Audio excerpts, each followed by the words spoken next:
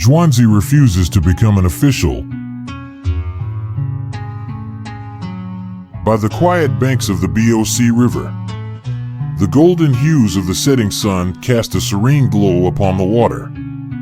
A middle-aged man, calm and composed, sat fishing. He wore a simple straw hat and a coarse cloth robe. This was Zhuangzi, famously known as Zhuangzi, celebrated for his profound wisdom and his rejection of worldly fame and wealth. There he sat, absorbed in his surroundings, his steady gaze fixed on the rippling water, his hands gently holding the fishing rod as if the whole world had been reduced to him and the tranquil flow of the river. Meanwhile, in the bustling capital of the state of Chu, King Zhao was growing desperate to find a wise and virtuous person to aid him in governing the kingdom. Word had reached him of Zhuangzi, a reclusive sage known for his unparalleled intellect. The king decided that Zhuangzi must be brought to court and offered the esteemed position of prime minister, the highest office in the land. With this mission in mind, the king dispatched 2 envoys, bearing lavish gifts, to seek out Zhuangzi. They were warned of his elusive nature, but convinced that the king's sincerity and the promise of grandeur would be enough to persuade him.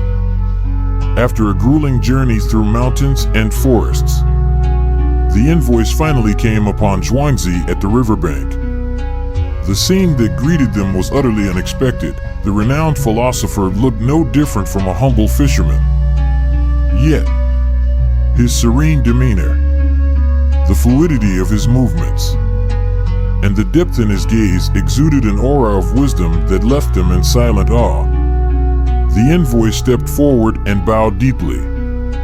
"Master Zhuang," one of them began, "our king has long admired your wisdom and virtue. He has sent us to humbly request that you come to court and assume the role of prime minister, to aid him in governing the realm. We earnestly hope that you will grace us with your acceptance and share your wisdom with the people." Zhuangzi, however, did not look up. He remained focused on the water, his hand steady on the fishing rod.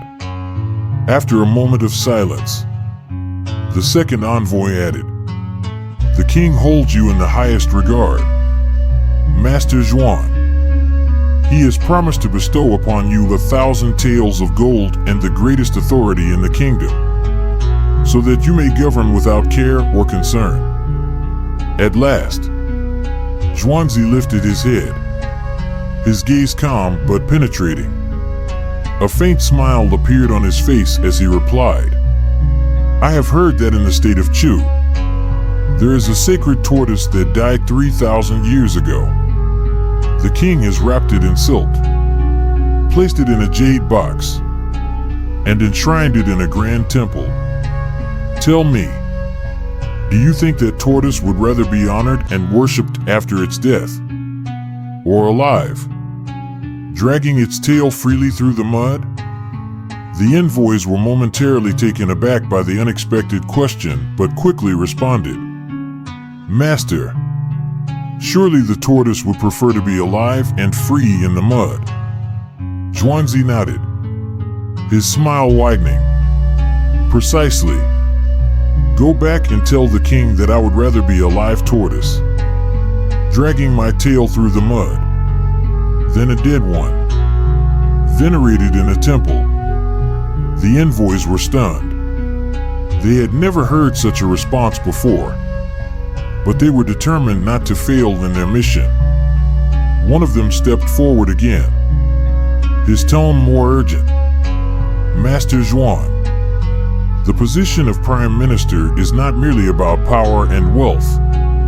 It is an opportunity to leave your mark on history, to ensure your wisdom is remembered for generations. The king's sincerity cannot be doubted. Please, reconsider." Zhuangzi fell silent for a moment, his gaze drifting back to the river as if peering into its depths for answers.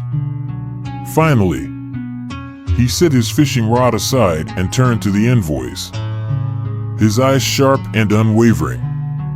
"Have you ever seen the sacrificial ox?" he asked, his voice low but resonant, like the toll of a distant bell. "It is fattened and pampered, given the finest grass and the purest water. But when the day comes, it is dressed in ceremonial robes and led to the altar, where it is slaughtered to honor the gods. At that moment, it would trade all its comforts to be a scrawny calf wandering freely in the fields." The envoy stood frozen, unable to respond. Zhuangzi's voice grew firmer, his words cutting through the still air. "I have no desire to be that sacrificial ox, fattened with wealth and power only to lose my freedom. Return to the king and tell him that I choose a life unburdened by the chains of authority and ambition." The envoys were left speechless. They realized that Zhuangzi's refusal was not born of disdain for the king, but from a philosophy far beyond their comprehension. In his eyes, the treasures and titles they offered were mere illusions, distractions from the greater truth of living authentically. With heavy hearts, they bowed and took their leave, carrying his words back to their king. As they journeyed home, the envoys could not help but wonder, how could a man of such immense talent willingly forsake the chance for greatness? They could not grasp the depth of Zhuangzi's wisdom, the profound understanding that true freedom lay in living according to one's nature, unshackled by the expectations of others.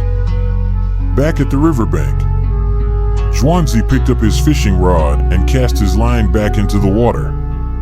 The ripples spread outward, unnoticed and unremarkable, much like the events of the day in his eyes. The river continued to flow. The breeze gently rustled the reeds, and Zhuangzi resumed his quiet communion with nature. To him, the king's grand offer was but a passing gust of wind, leaving no trace in the serenity of his heart. Zhuangzi's story is not merely about rejecting political office, it is a lesson in understanding the essence of freedom and happiness. In a world consumed by the pursuit of power and material gain, his choice shines as a beacon of wisdom, reminding us that sometimes, walking away from what others deem the pinnacle of success is the most profound act of self-liberation.